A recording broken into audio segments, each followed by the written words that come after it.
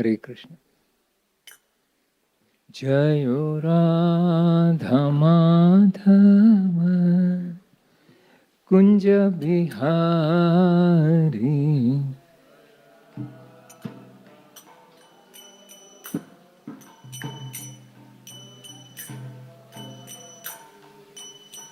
गोपी जन वल्लभ गिरिवरधारी,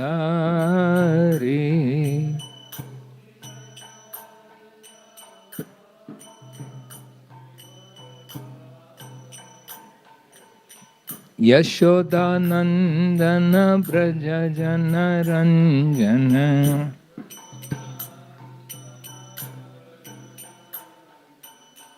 यमुना तीर वनचारी,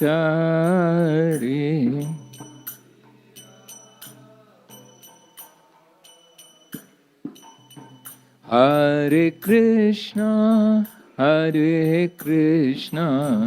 कृष्णा कृष्णा हरे हरे, हरे राम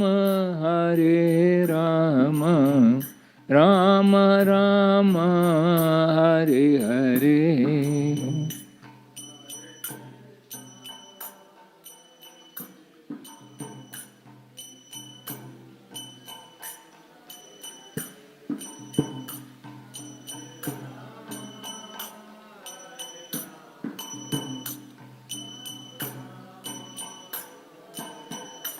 हरे कृष्णा कृष्णा कृष्णा हरे हरे, हरे राम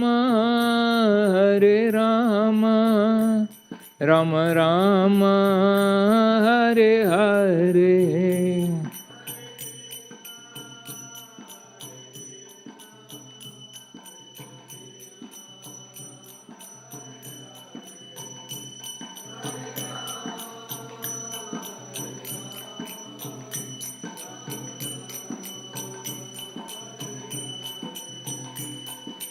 हरे कृष्णा कृष्णा कृष्णा हरे हरे, हरे राम राम राम हरे हरे।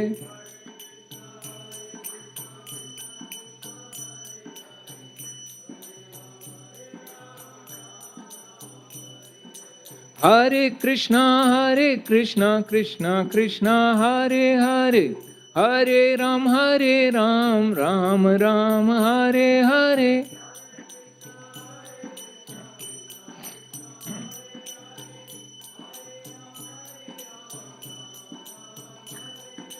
हरे कृष्णा कृष्णा कृष्णा हरे हरे, हरे राम राम राम हरे हरे।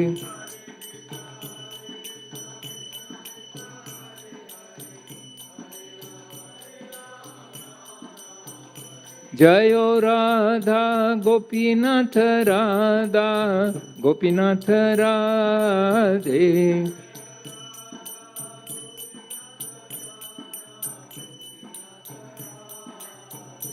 जयो श्री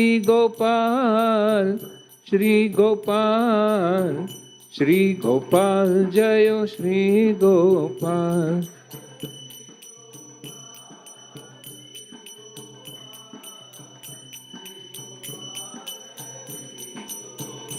जयो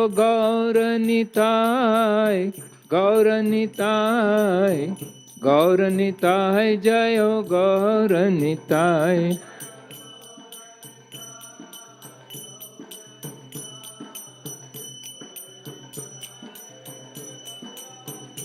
जयो जयो प्रभुपाद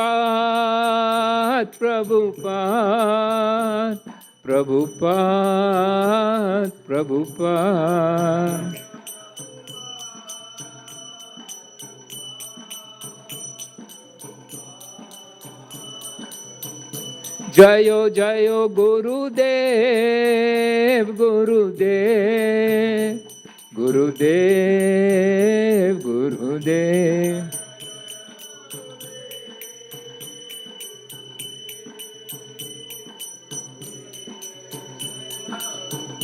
निताय गौर हरि बोल, हरि बोल, हरि बोल, निताय गौर हरि बोल।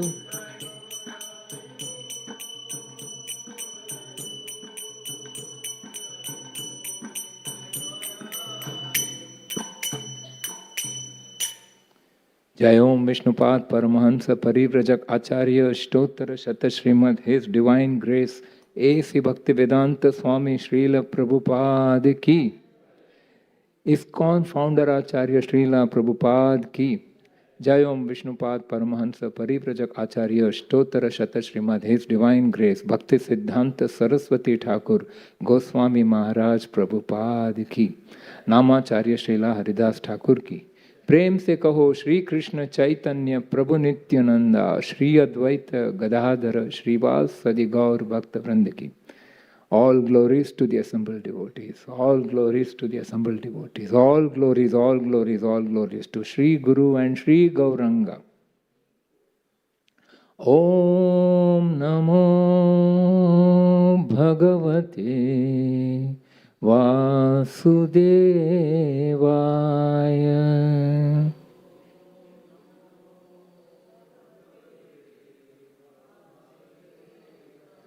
Om Namo Bhagavate Vasudevaya.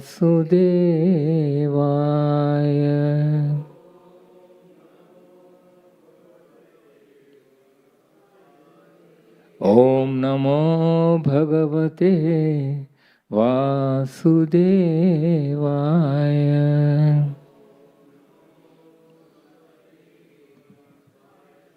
Narayanam namaskrityam naram chaiva narottamam devim saraswatim vyasam tato jayamudhiraye. Nashtaprayeshu abhadreshu Nityam Bhagavata Sevaya.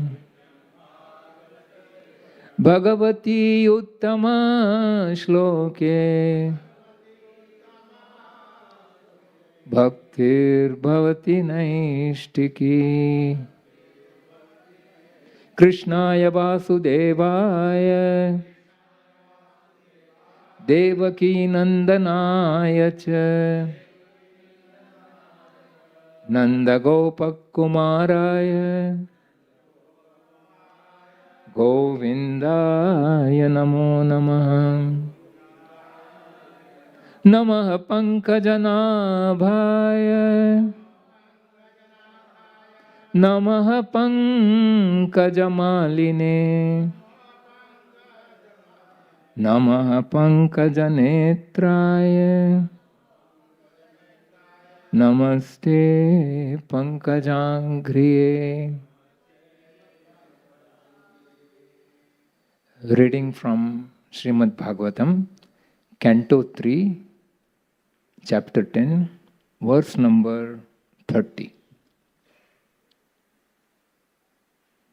Atah param pravakshyami vamshan manvantarani cha evam rajah plutah srishta kalpa dishvatma bhur harihi srujatyamoga sankalpa atmaivatmanam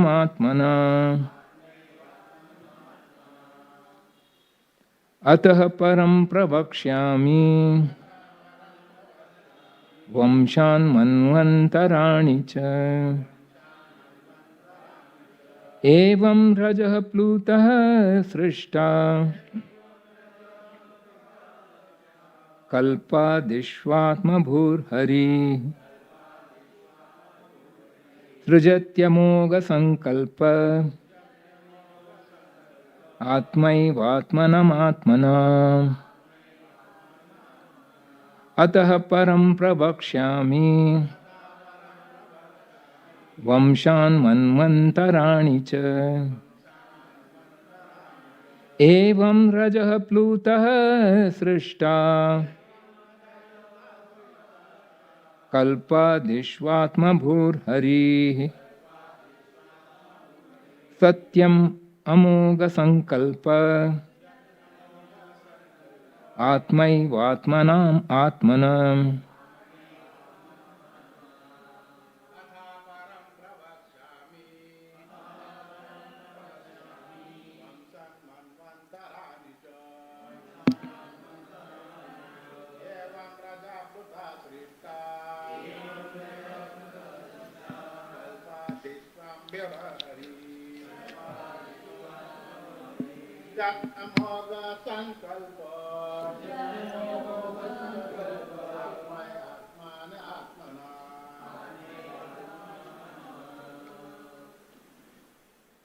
Mataji's.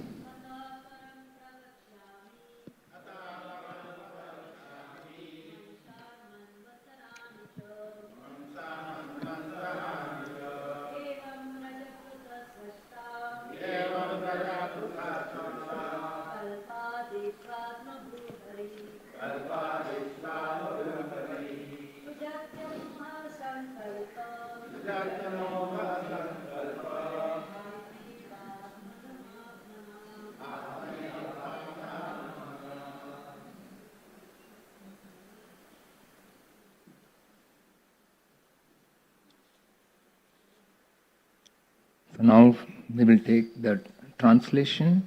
We will first take the word-to-word meaning. Atah, here. Param, after. Prabhakshami, I shall explain. Vamshan, descendants. Manvantarani, different advents of Manus.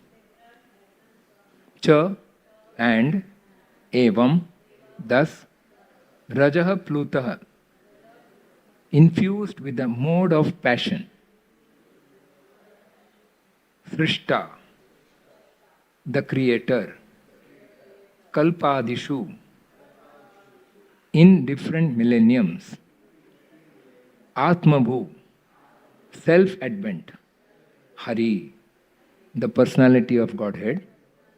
Srija, Srijati, creates. Amogha, unfailing. Sankalpa, determination. Atma eva, he himself. Atmanam, himself. Atmana, by his own energy. Translation and purport by His Divine Grace A.C. Bhaktivedanta Swami Srila Prabhupada. Translation.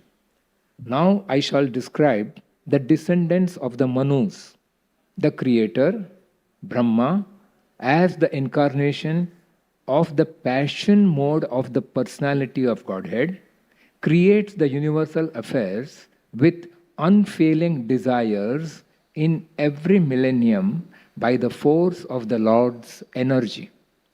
Purport. The cosmic manifestation is an expansion of one of the many energies of the Supreme Personality of Godhead. The Creator and the created are both emanations of the same Supreme Truth as stated in the beginning of the Bhagavatam. Janmadyasya yataha. This is the last verse of this present chapter, so therefore it's mentioned here. Thus end the Bhaktivedanta purports of the third canto, 10th chapter of the Srimad Bhagavatam, entitled Divisions of the Creation.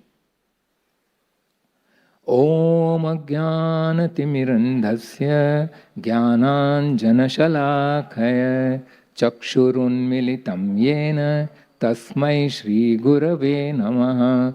Shri Chaitanya Manobhishtam Sthapitam Yena Bhutale Swayam Rupa Kadamayam Dadati Swapadantikam Vandeham Shri Guru Shri Yuta Padakamalam Shri Gurun Vaishnavamscha Shri Rupam Sagrajatam Sahagana Raghunatanvitantam Sajivam Sadvaitam Savadutam Parijana Sahitam Krishna Chaitanya Devam Shri Radha Krishna Padan Sahagana Lalitam Shri Vishakhan Vitamscha He Krishna Karuna Sindho Dinabandho Jagatpate Gopesha Gopika Kanta Radha Kanta Namostute Tapta Kanchana Gaurangi Radhe Vrindavaneshwari Vrishabhanu Sute Devi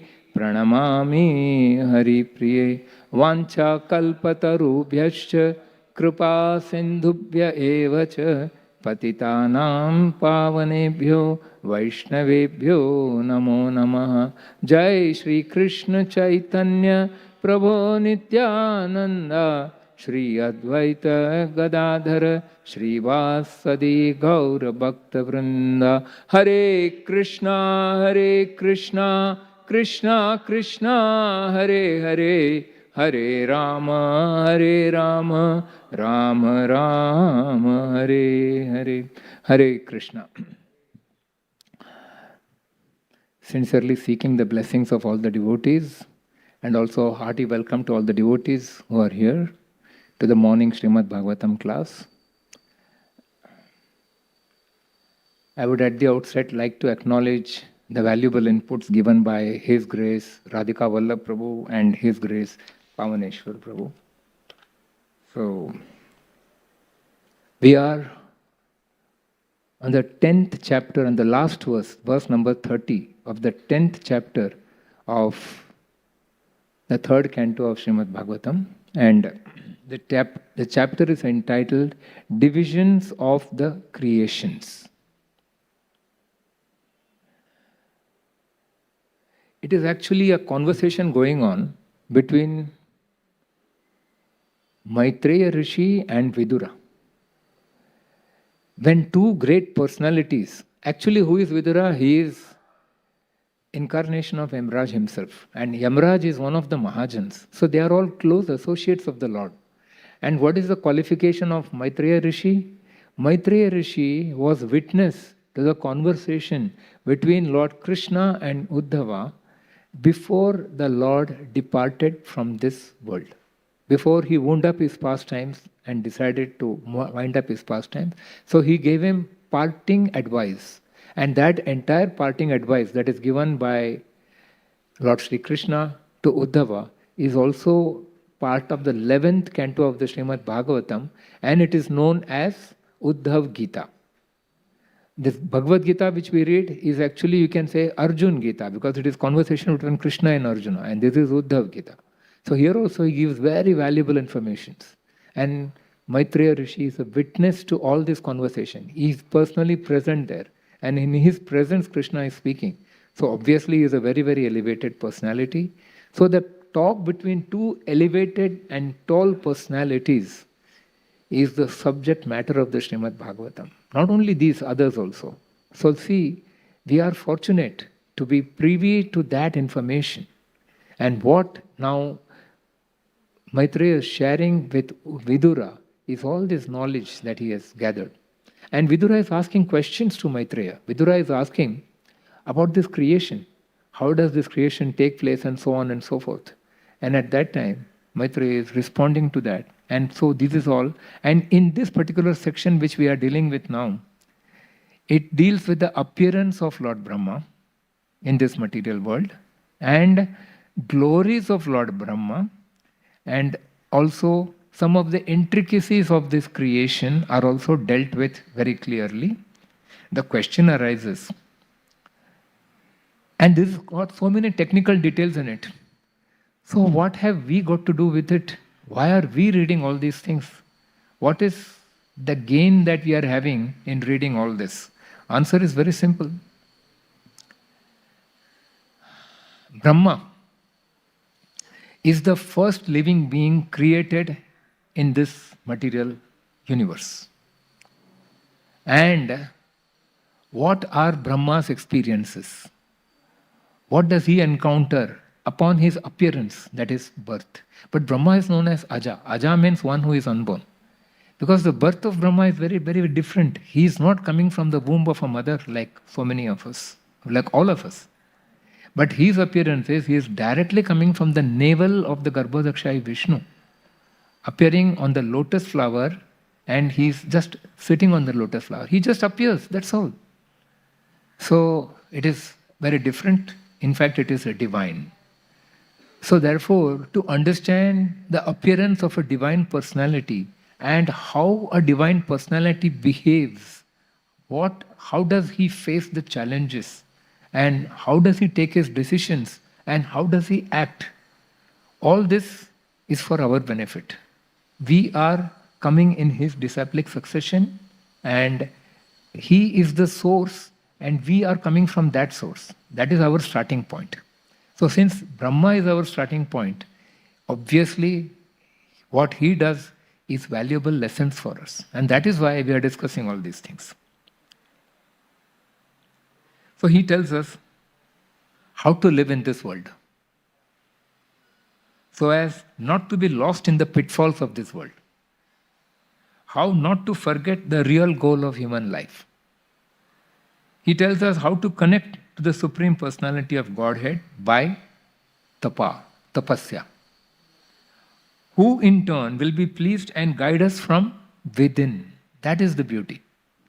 We are always looking without. We are looking for pleasure also without. We are looking outside for pleasure. That is where Brahma is telling, Andar mudo, andar gumo, go back, go inwards. To access the support of the hidden hand of God by sincerely engaging in devotional service and avoid the pitfall of sense gratification. You should have clarity of vision to see what He, that is the Supreme Lord, wants you to do and become an instrument in His hands. That is the goal of human life. To make yourself an instrument in the hands of God and let Him use you as He wants. Most of the people in this world are rushing what I want. I want to do this, I want to do that. That's fine. But to offer yourself as an instrument in His hand is the perfection of human life.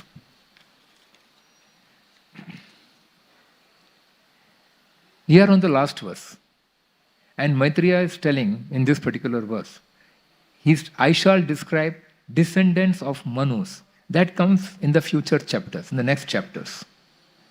And he's going to say about, I shall describe the creator Brahma.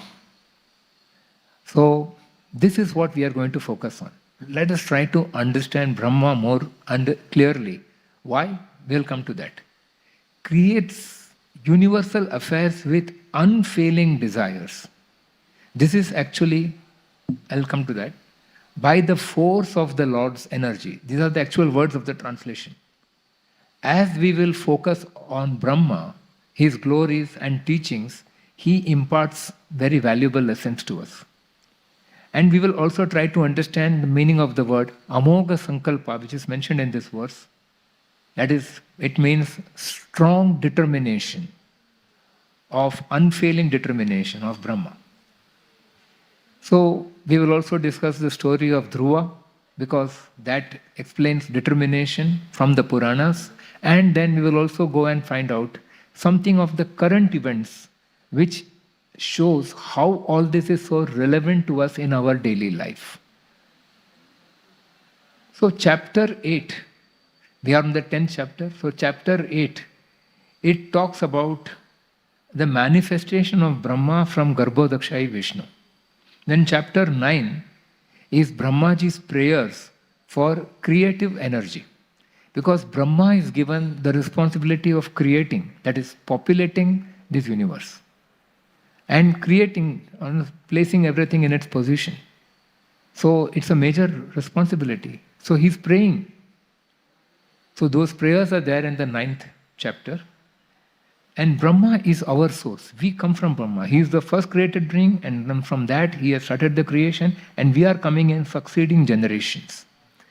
He is the first created being, and by studying his appearance and activities, we can go to our roots. Go to the roots. Why? Root determines the fruit. In Marathi they say, Muळात असलेला फळात येतो. What is there in the root will be reflected in the fruit. So, Garbhodakshai Vishnu lies on the Ananta bed for 1000 yuga cycles, one night of Brahma.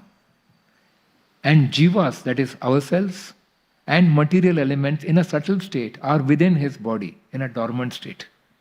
By his glance, they all enter the stem of the lotus flower sprouting from the navel of Garbhodakshai Vishnu. And this jiva, that is ourselves, we come with two baggages. What are the baggages we carry? One is karma, and the second is swabhava, the behavior we have acquired on the basis of the activities we have performed, and the influence of karma on us. And what is it that actually brings us inside? That is Kala Shakti, the element of time. Element of time is an internal potency of the Supreme Lord, and it is a very important agency by which he controls the entire creation. The entire creation is subject to time. In our own life we see, we have to go in time to catch a flight or a train. If you are late, out, you lose it. If you have to go to the examination hall, you should be in time.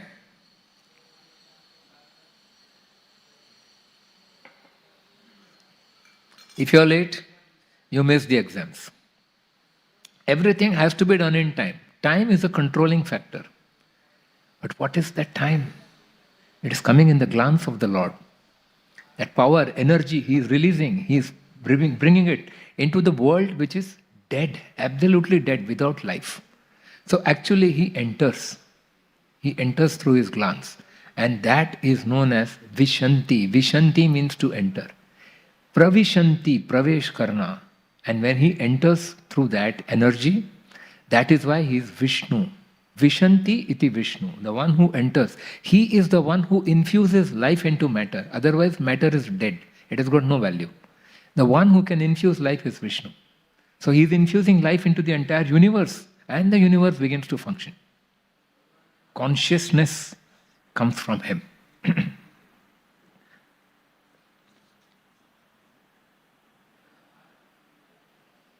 The point to note is, Brahma, as soon as he appears on the navel, on the lotus sprouting from the navel of Garbhodakshai Vishnu, through which all the jivas have entered, Brahma is already first given a chance to be seated on that lotus. Now we will discuss more about this lotus further ahead, but Brahma is seated on that lotus. So, he is the first living being. Actually, we should know Brahma's body is completely composed of intelligence. What is our body composed of? 8 elements. Bhumir, Apo, Analo, Vayu, Kham, Mano, Buddhir, Ahankaram, Itiyam me, Binna, Prakritir, Ashtada. There are 8 elements. So, the 5 elements of which this entire universe is made, Bhumi, Apo, earth, water, Anala means fire, Vayu means air, and Kham means space. It's made of these 5 elements, but they are inert. And then there are 3 subtle elements which also go to form our composition, Mana, Buddhi, Ahankar. Ahankar is false ego. These are the 8 elements with which every living creature in this world is made. Brahma also is made of these 8 elements, but the difference is, entire body of Brahma is made of intelligence.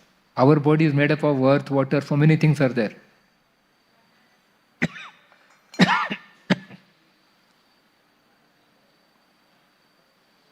In Brahma's case, wholly intelligence. Other things in small traces.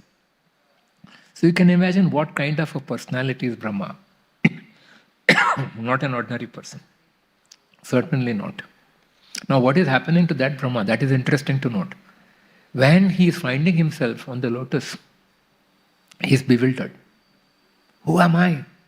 Why have I come here? What am I supposed to do? These are the questions that are arising in his heart. And he has no second person to talk to. At least we can interact with somebody. There's nobody there. He's all alone. And then what is he? That is the ocean, Garbhodak ocean, and that is trembling. And there is a strong wind blowing, and that wind is making the ocean tremble. And he is a little perplexed. His lotus also is unstable. So his seat, the very foundation where he is sitting, that is also unstable. Naturally, he'll be disturbed. He's bewildered. But what does he do when he's bewildered? That is what, in life also we experience challenges. We experience unforeseen circumstances and situations. What should we do? That is how we can learn from all these things. And what did Brahma do? He tried to enter the lotus, bent through the stem, went right to the bottom, where the bottom, it is sprouting from the navel of Garbhodak Vishnu, of Garbhodak Shai Vishnu. So there is a lake from which this thing, and that lake is formed in the navel of the Lord. So you can imagine how big the navel will be. From that it is, so he's going and searching there also, trying to understand his origin, from where he has come and what he's supposed to do. He comes back empty-handed, no information, absolutely blank. So what does this tell us? By our own efforts, we cannot achieve success in life. We have to put efforts. Effort is absolutely essential, but only effort is not sufficient. Then what do you need? You need the mercy of the Lord. That has to couple with your efforts. Then the end product can become success. And that is if the Lord sanctions it. So then, this is the same thing given in the Damodar Lila, 2 fingers too short. So exactly the same way, Brahma is also explaining us in a different way. So then, he is then beginning to pray to the Lord, meditation on the Lord. And in that prayer, he goes inwards. There's nothing outside for him. He can't do anything there. So he's going inwards. And when he's going inward and meditating deeply on the Lord, he hears 2 syllables, tapa, tapa. And that is mentioned in this particular verse, in the 4th verse of this 10th chapter. The greatly learned sage Maitreya said, O Vidura, Brahma thus engaged himself in penances for 100 celestial years as advised by the Supreme Personality of Godhead and applied himself in devotional service to the Lord. Brahma is setting an example for generations of human beings to come. Engage in penance and devotional service of the Lord. Penance means, what is the meaning of penance? Penance means not indulging in sense gratification, restricting your senses.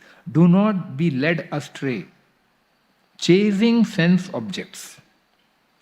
Turn inwards, focus on the Lord, cry out for help. And how to cry? In a helpless mode. That is the qualification required to cry. When a child is crying to the mother, the child is in a helpless position. What does the mother do? Immediately goes and picks up the child. Exactly the same thing will happen with us. If you cry in a helpless mood, then what happens? The Lord's response will be there. That is what Brahma is demonstrating.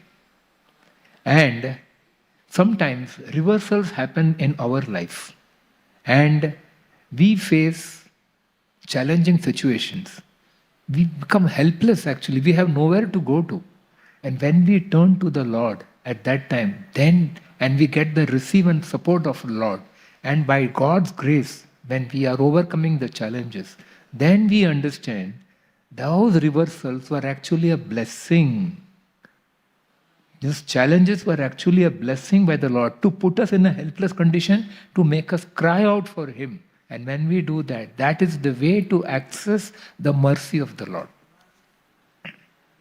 So then, in verse number 5, it is explained. I've told you the water is trembling and everything.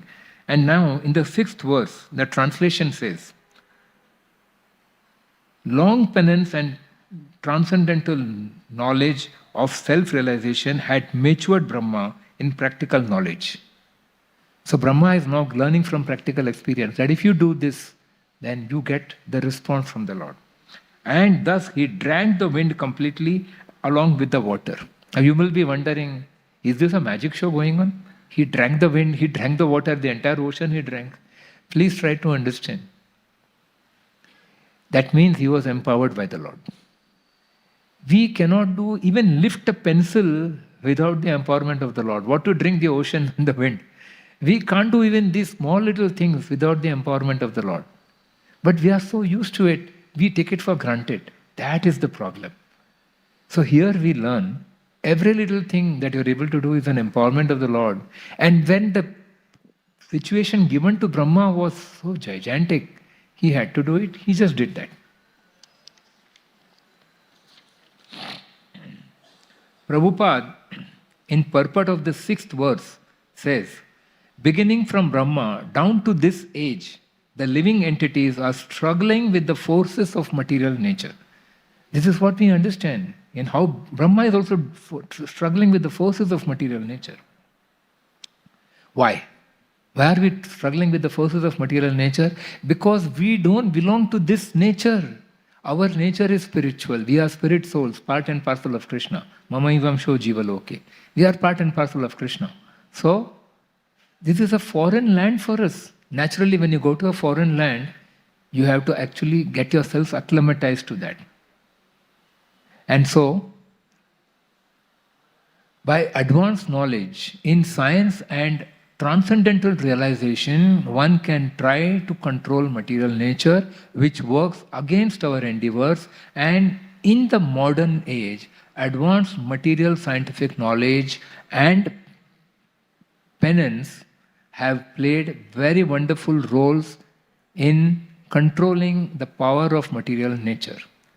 You may wonder, itna lamba chauda bhashan, iska matlab kya hai? Meaning is very simple. The meaning is, you see, we feel very hot in summer. So what do? We use AC. This is modern scientific knowledge. We use this. But how are we supposed to use this? You have to use it in connection with transcendental knowledge. That is knowledge that ultimately we are not matter, but we are spirit souls. Then there will be a balance and things will go properly. Otherwise, you can go on chasing material advancement. And then what happens? That we see today what's happening. What is happening today? People are bogged down in so many problems. You just think of one little thing. So many things. See, when I was very small, going to school, there was no mixie. Mixie was not common. People used to use the grinding stones and all those things. All these things have recently come. Now in every house you will find a mixie. Nobody is cooking without a mixie. Okay? But it was not there. So any invention that comes with a promise, it will make your life more comfortable and give you more time. But today you see, when you want to set up a house, so many things are basics. You must have a fridge, you must have a washing machine, you must have a geyser, you must have a mixie, you must have an AC, you must have fans, you must have lights. If you total up all these things, it comes to a big budget. That means to set up a house, you need such a big money. Capital is required. Where does it come? Doesn't come free. Everything has to be earned. So how much of pressure is put on people to earn money? Think of that. So we say your time is released, but your time is absorbed in all these things. And therefore people are busy as a bee, running the whole day. And they have no time even to turn to God. If you call them to the temple, no time. If you call them for satsang, no time. Come for kirtan, no time. And what is that? That is sign of material disease. That is known as bhava rog. And that has to be treated only by spiritual solutions, not by material challenges. To travel, you have made a car. But what is happening? If you want to go in peak hours, traffic jam. Your hope is defeated. If you want to reach in time, you cannot. So then, your own material advancement is standing as a blockade in you. Because there are so many cars on the road. And why there are so many cars? Because a car can become affordable if it is mass produced. But if it is mass produced, the masses are using the car. So the roads are jammed. So just see, one after another, material problem creates another material problem. It doesn't give solution. So solution comes only by a spiritual way.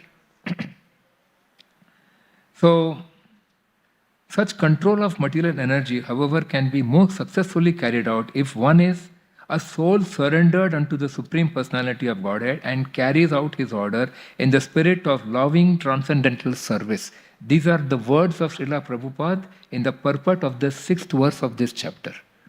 So just see how clearly Prabhupada has explained this.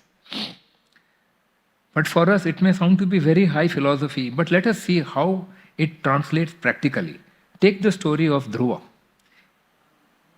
Dhruva's story we all know, but very briefly we will just touch upon it. He was a prince, son of Uttanapad. His father had a big kingdom, and he had a stepbrother. And one day, he went to sit on the lap of his father, and the father did not encourage him to come on the lap, or rather, even though he sat on the lap of his father, his stepmother immediately came. And she immediately pulled him down. And she said, it was an insult. She said, if you want to sit there, you have to be born from my womb. So you have to take another birth and be born from my womb, then you can sit on the lap of your father. Then you can inherit the kingdom. That is the meaning. Not now. So he goes crying to his mother.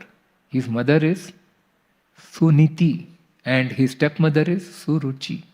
So Suniti tells him, my dear son, your father is favorably disposed towards Suruchi.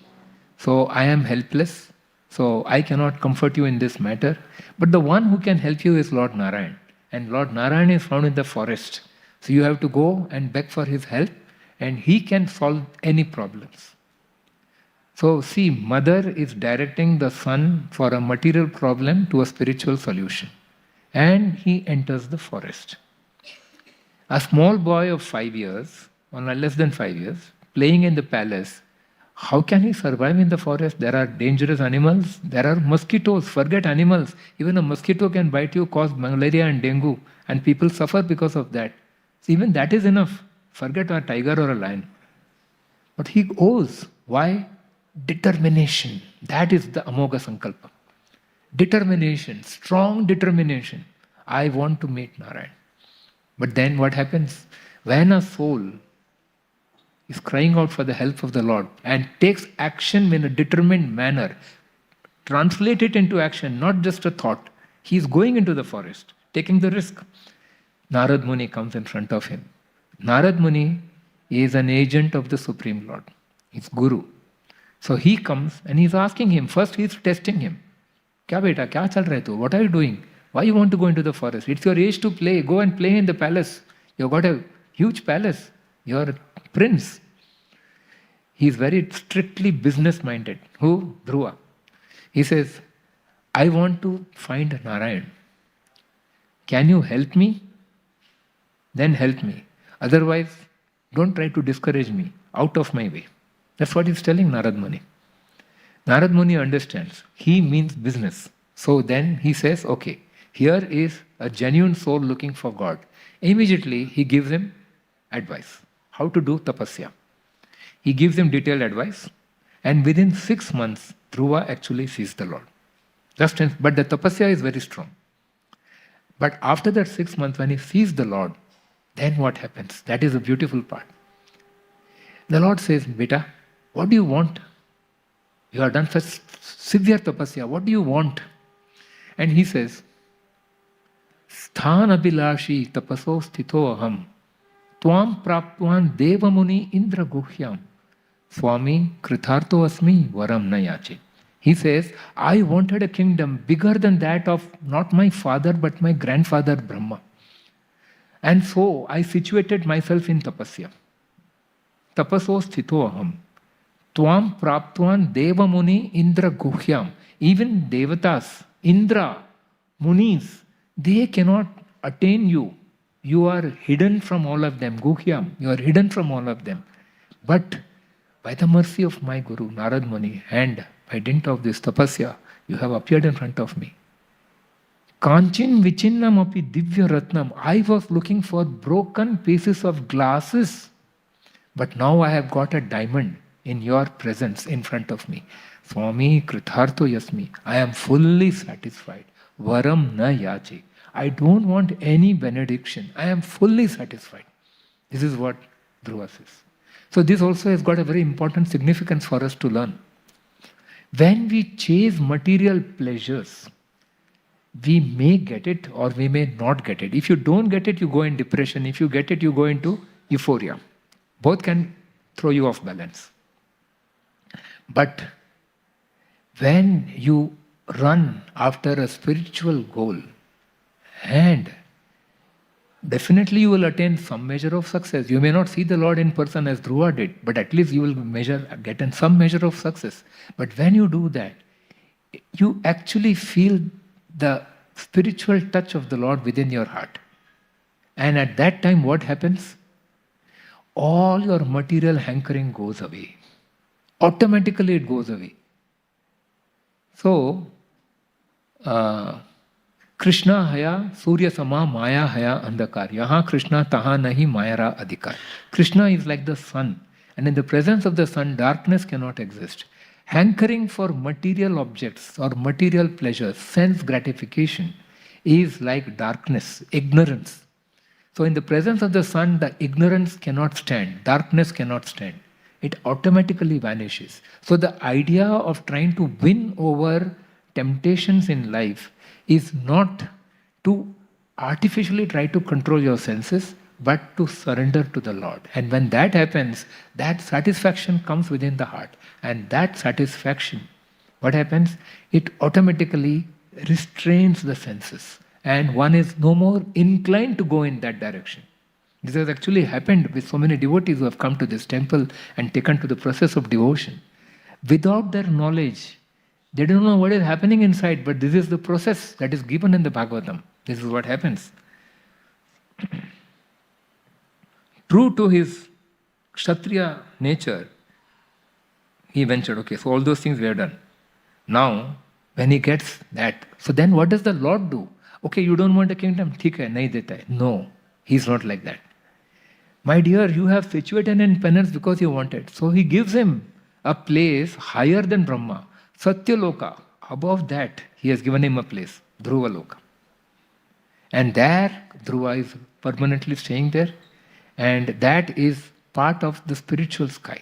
Though it is within the material universe, but it is still considered part of the spiritual sky, very close to Kshirodakshai Vishnu. He is staying over there, very close to him. So see what special position the Lord gives a devotee. And so he satisfies his material desires. At the same time, he is giving him the power to overcome the material desires and completely dedicated himself to the devotional service of the Supreme Lord and thereby attain the highest position. So that is the success of Dhruva.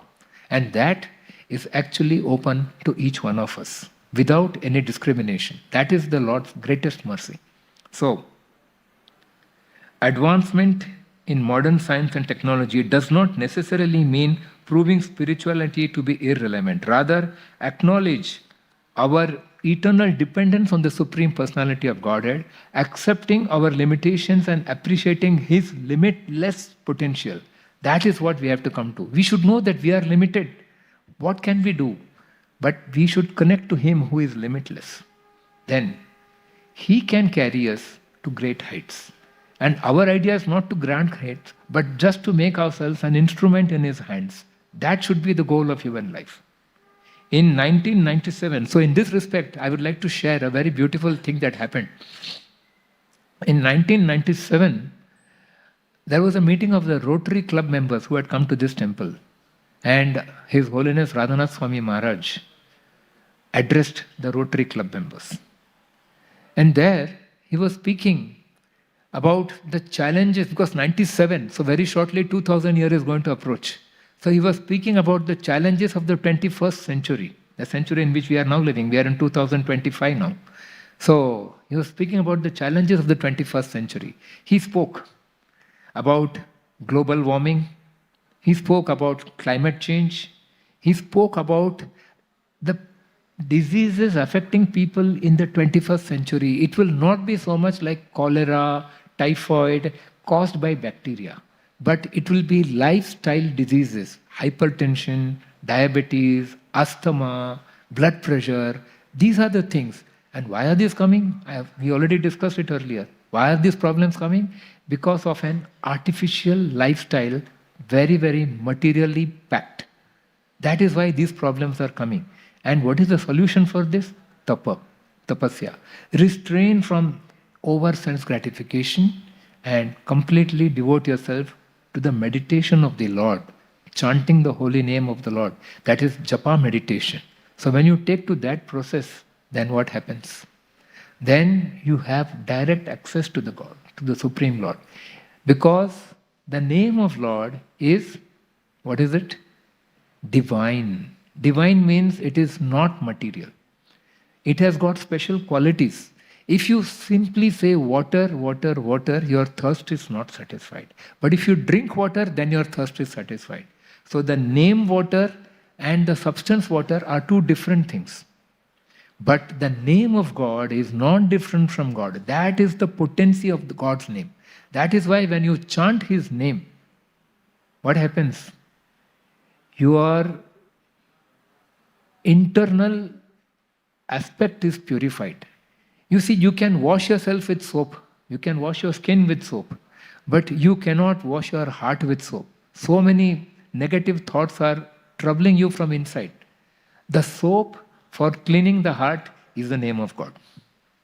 Simple.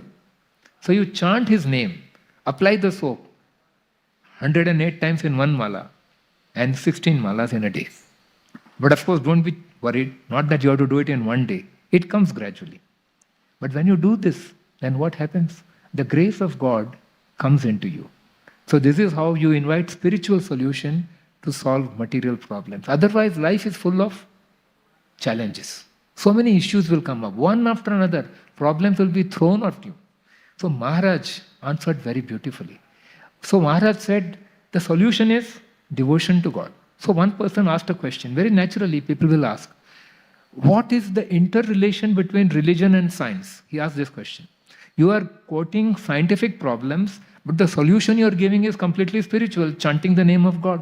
He says, what is the solution? I mean, how does it interact? How does this interconnect? Maharaj said, religion, if understood properly, is the greatest science. That's what he said. This is the connection between religion and science. Religion is actually a science, but it has to be understood properly. And to explain this, he also mentioned very beautiful example he gave.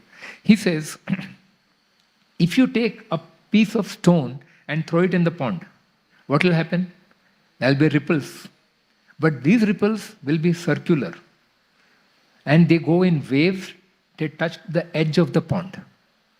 If you throw another stone exactly in the same spot, there will be more ripples. But these ripples also will merge with those earlier ripples. The water will still be clear. The ripples are all concentric. They have the same center. Understand, this entire creation comes from Krishna, the Supreme Personality of Godhead. And even our life comes from Him. Everything in our life also comes by His grace and mercy. So if you make Krishna the natural center of your life, then your life will be in harmony. But if you have stones thrown at different points in the pond, the ripples will clash with each other. Then there is disharmony in society.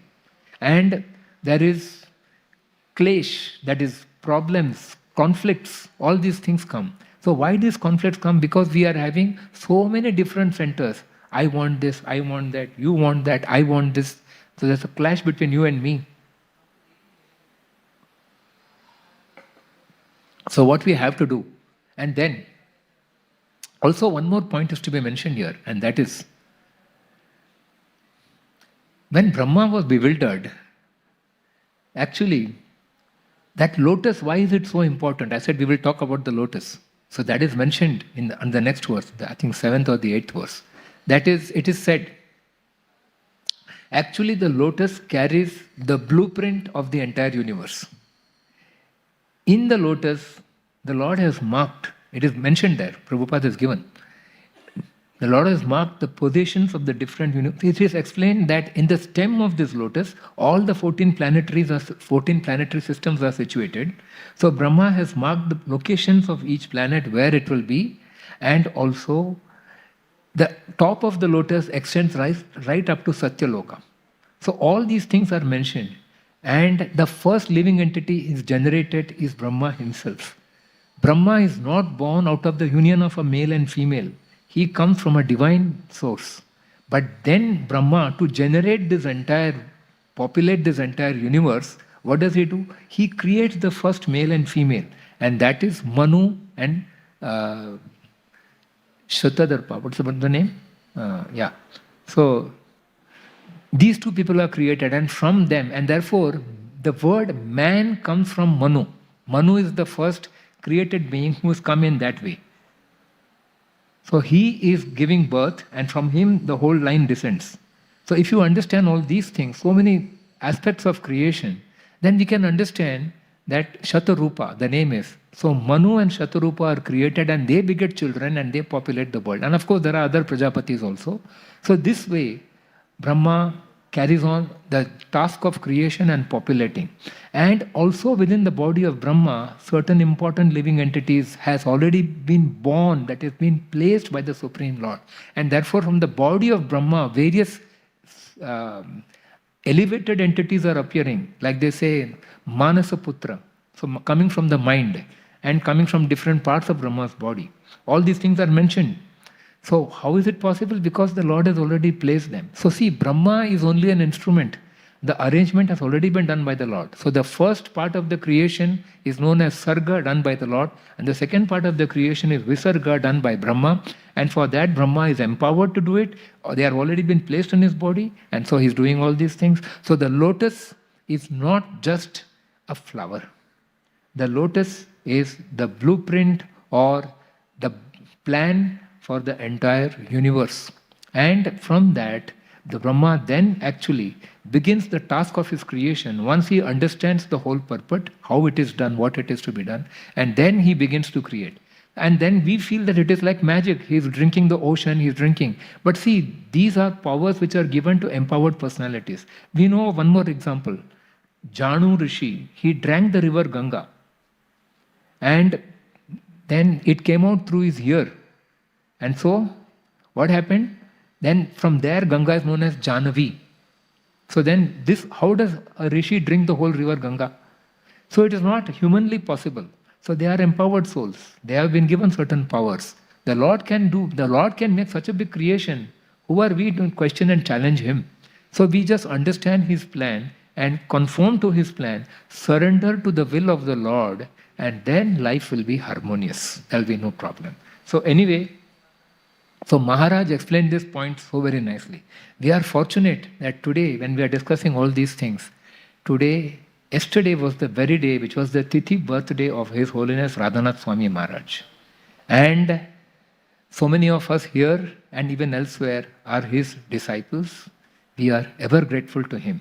So I would like to make an offering to the lotus feet of His Holiness Radhanath Swami on this occasion of his Tithi birthday. So, such are your teachings, Guru Maharaj. To you we owe all that we have. The highest the one can ever have are the names of God far above all. In the journey home, the book you share, all the riches that you ever have, for countless ones who seek the path that leads them back to the home of God. For that is where the soul can rest and feel secure in God's embrace.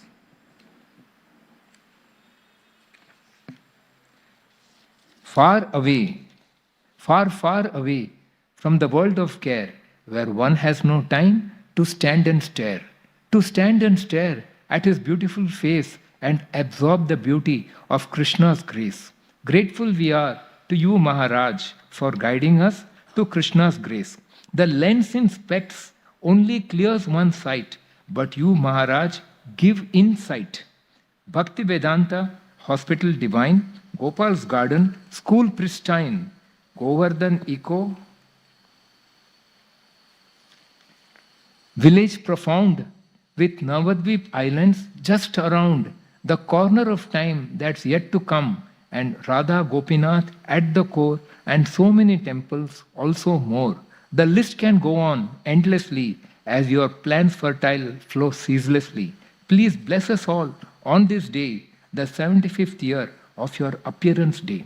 At the lotus feet of Krishna we pray to make you stronger each passing day. But for you, we would have gone astray. Even a million thanks is too little to say.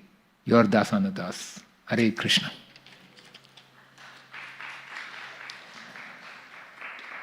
Thank you very much. Grantaraj Srimad Bhagavatam ki.